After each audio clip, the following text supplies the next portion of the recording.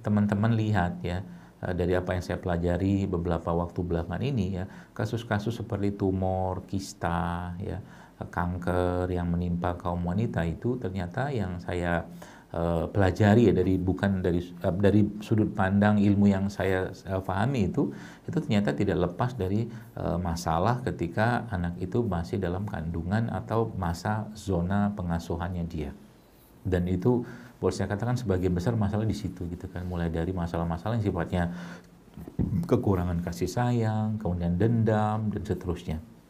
Belum cerita tentang masalah-masalah yang lain, misalkan dia nggak merasa pede, kemudian dia merasa ketakutan, kecemasan, itu akan menjadi, lagi-lagi lihat, ketika si raja ini, si hati ini bermasalah, maka organ tubuh kita akan meresponnya. Maka organ tubuh kita akan meresponnya. Ini satu contoh, biar teman-teman paham. Jadi kalau kita bicara tentang kebahagiaan ya, adalah beberapa waktu lalu saya mendapatkan teman yang dia bawa ibunya ya.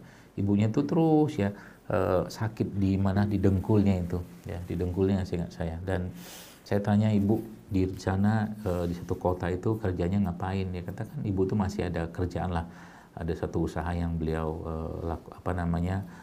pegang gitu kan, dan memang dia sendiri yang pegang.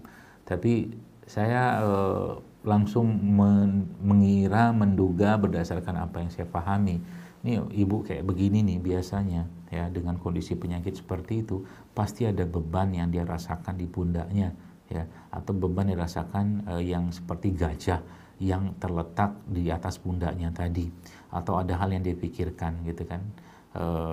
Jadi saya bilang mungkin bisa jadi jawaban untuk penyakit dia ini bukan herbalnya apa, makannya apa, tapi coba berikan hak badannya itu untuk dia merasakan sebuah hal yang menjadi meringankan beban hidupnya tersebut ya, beban hidupnya tersebut. Dan ternyata benar ya, ketika dia diajak jalan sama anaknya, anak yang paling dekat sama dia, itu ternyata ya banyak berkurang ya keluhan-keluhan tadi gitu. Bahkan ekspektasi saya waktu bertemu saya tersebut, itu ibu tersebut nggak bisa duduk gitu ya, bahkan bersila, tapi ternyata bisa duduk, bisa bersila, bahkan bisa ya cukup baiklah keadaannya gitu, meskipun agak sulit pada kondisi-kondisi gerakan tertentu.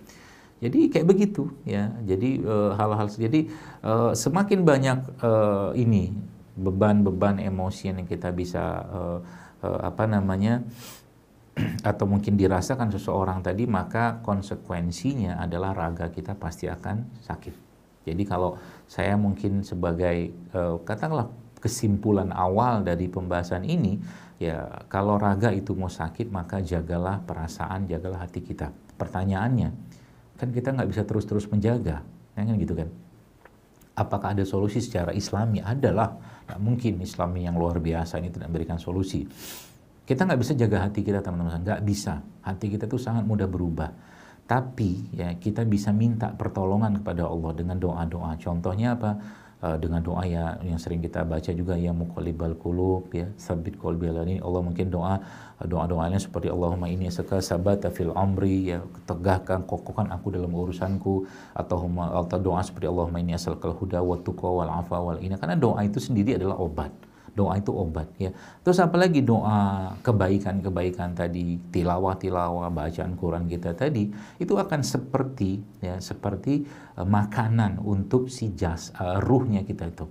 Makanya Utsman bin Affan radhiyallahu anhu mengatakan kalau seseorang itu hatinya suci ya, hatinya suci dan bersih, maka dia tidak akan pernah puas dan dia tidak akan pernah kenyang dengan membaca Al-Quran. Tidak akan pernah. Dia akan terus merasa lapar, tanda kutip, dan akan merasa haus dengan bacaan Quran yang baca. Sehingga pelan-pelan itu kan membersihkan itu tadi, dia punya dugaannya atau buruk sangkanya Allah hilangkan dengan Quran tadi. Kemudian dia punya kesedihan Allah hilangkan ya.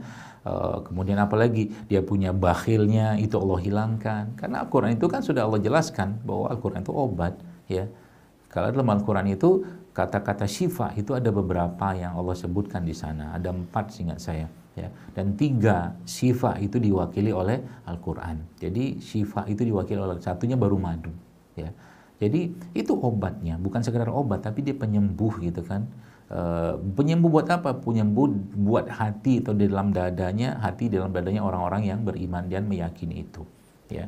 Maka lagi-lagi saya sampaikan, kita perlu mencari kira-kira nih solusinya apa ya, atau mungkin apa namanya, suntikannya apa nih untuk, atau obatnya apa untuk masalah-masalah yang kaitannya dengan emosi atau perasaan tadi, yang kita perlu mengkonsumsi itu tanda kutip, atau menyuntikkan itu ke dalam diri kita, supaya apa? Supaya kehidupan kita itu penuh dengan kebaikan, ya, baik sangka kepada Allah, dan terus kita merasakan kedamaian dalam kehidupan kita sehari-hari, gitu kan. Sehingga kalau ini kita tidak kerjakan, penyakit-penyakit itu terus menggerogoti itu, ya. Bahkan ya, saya melihat sini teman-teman sekalian, ya, penyakit yang paling penyakit yang paling berat, ya, yang apa namanya, menimpa diri seseorang berkaitan dengan emosi, ya. Penyakit yang urusannya dengan hasad dan dendam, ya, kebencian dan dendam, itu penyakit paling berat itu, ya. Karena bisa sampai ke penyakit-penyakit yang seperti kanker, ya, autoimun, ya, itu dari asal muasalnya itu dari situ, ya. Yang kadang-kadang orang nggak sadar, ya, nggak sadar. Jadi, nah pertanyaannya, terus antitoksinnya apa, atau detoksnya apa? Maka detoksnya adalah ikhlas, ya, sabar. Pertanyaannya apa kita cuma sekedar diucapkan? Ya tentu tidak. Ya.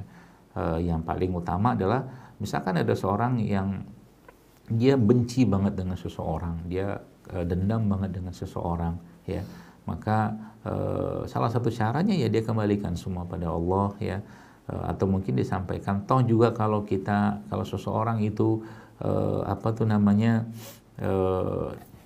terus membiarkan perasaan kebencian, hasad, dendam itu dalam dirinya, apa untungnya bagi dia?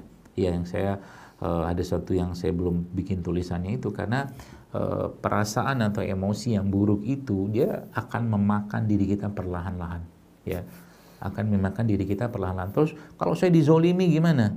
Ada doanya juga, Allahumma inni a'udzubika an azlima au uzlama. Aku mau berlindung kepadamu ya Allah dari dizolimi dan menzolimi orang lain. Ada kayak begitu. Kemudian apa lagi? Ya apa ya? Jadi kita terus mencari antitoksinnya apa, termasuk tadi yang hasad, dendam, atau mungkin ada orang membuat kita sakit segala macam, ya. Percayalah, ya, Allah itu sangat baik perhitungannya, ya. Jadi kalau itu kan percayalah, itu kan bentuk baik sangka kita pada Allah. Jadi untuk apa itu dipendam hal-hal seperti itu, ya? Untuk apa dipendam? Saya harus sampaikan ini ke teman-teman sekalian yang mungkin yang banyak yang hadir, atau mungkin semuanya hadir di acara ini juga pada muslimah gitu kan, yang kita tahu Anda adalah sosok-sosok wanita, yang wanita secara defaultnya adalah makhluk yang sangat sensitif, ya, dengan perasaannya wanita tersebut, ya, itu bisa menjadi sarana dia untuk masuk ke surganya Allah, dan nauzubillah min dzalik juga bisa menjadi sarana atau sifat atau sikapnya dia untuk akhirnya menjadi caranya dia untuk dimasukkan Allah ke dalam neraka. Apa bukti saya mengatakan ini? Maka buktinya adalah yang Nabi katakan waktu beliau sallallahu alaihi wasallam, ya, ini bukan suatu hal yang menakutkan, tapi jadi peringatan untuk kita semua, ya, bahwa Nabi mengatakan banyak di neraka itu, kata Rasulullah SAW, itu apa namanya, aku melihat dari mereka itu adalah para wanita, kata Nabi. Kenapa ya Rasulullah? Karena mereka orang-orang yang tadi, ya, ketika ada satu kesalahan dilakukan oleh suaminya misalkan, maka tak tampak lagi kebaikan pada suaminya, yang tampak itu salah satunya, dan mereka kurang bersyukur dan kurang bersedekah, kata Nabi. Itu salah satunya. Jadi kalau dari ayat ini faedahnya kita mau ambil, ya, banyak-banyaklah bersyukur, ya. Kalau seandainya seseorang tidak mendapatkan keadilan, ya, sesuai dengan yang dia harapkan, maka mintalah keadilan itu kepada Allah. Mintalah keadilan itu kepada Allah. Ya, caranya gimana? Sampaikan, ya Allah, apa tuh namanya, aku mohon keadilan kepadamu, ya, apa-apa yang aku tidak dapatkan dari si A, si B segala macam, gantilah dengan yang lebih baik. Jadi kan salah satu cara, ya, caranya kita untuk mendapatkan dulu ketenangan tadi, ya, mendapatkan dulu ketenangan. Jadi kalau kita sudah seperti itu teman-teman sekalian, maka ya hati kita akan tenang, ya, hati kita akan damai, hati kita akan terus merasakan keterikatan atau kedekatan dengan sang pemilik hati kita, yaitu Allah Subhanahu wa Ta'ala. Susah nggak? Susah, serius susah.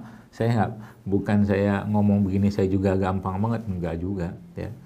Tapi kalau kita sudah punya protokolnya, katakanlah kayak begitu, maka hari-hari kita itu akan menjadi hari-hari yang kita senantiasa ya hati kita itu terjaga. Ya, salah satu bentuknya adalah apa? Ya sedekah mungkin, karena dalam sebuah ini bukan riwayat ya, tapi bukan hadis ya, tapi Nabi, para ulama itu menyebutkan bahwa salah satu cara untuk Allah memperbaiki hati seseorang itu, para ulama menyebutkan adalah ketika dia banyak melakukan amalan-amalan tersembunyi. Ya. Jadi dia melakukan amalan-amalan yang tersembunyi. Jadi kalau Anda, teman-teman sekalian, bisa apa istilahnya itu melakukan amalan-amalan tersembunyi. Contoh mungkin Anda bersedekah, yang tahu sedekah Anda itu cuma Anda saja kalau bisa, ya. Dan tentunya Allah pastinya ya. Atau mungkin tidak usah orang banyak yang tahu misalkan, atau hanya 2 orang ya yang tahu, itu lebih sedikit lebih bagus, dan bahkan kalau nggak banyak yang tahu cuma Anda doang, itu lebih bagus. Itu karena itu akan memperbaiki hati Anda. Jadi salah satu tips dan triksnya kayak begitu. Atau juga ada orang yang mengaku atau menyampaikan pada Rasulullah SAW, ya Rasulullah, hatiku keras. Kata Nabi apa? Berikanlah makan pada orang miskin, kata Nabi. Jadi memberi makan, ya memberi makan. Jadi memberi makan, apalagi makanan itu ya. Coba deh ibu-ibu ya, ukhti-ukhti di sini yang menyaksikan acara ini ya. Misalkan hati itu lagi sedang nggak nyaman gitu kan, Anda masak di rumah. Ya, Anda masak di rumah, lalu masakan tadi dengan masakan yang Anda bisa masak terbaik ya, atau segala macam itu makanan tadi Anda berikan pada fakir miskin dengan tangan Anda sendiri. Itu rasanya akan sangat beda dibandingkan dengan Anda memberi atau membeli makanan tersebut ya.